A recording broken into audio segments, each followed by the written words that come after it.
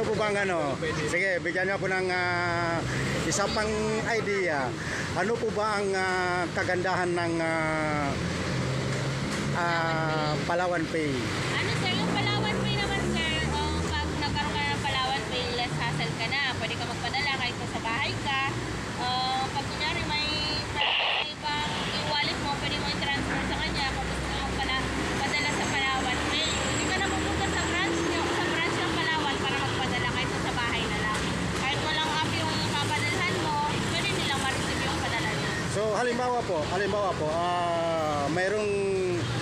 mayroong nagpadala sa akin na sa Palawan Pay at ita-transfer ko sa bangko ko yon, pwede?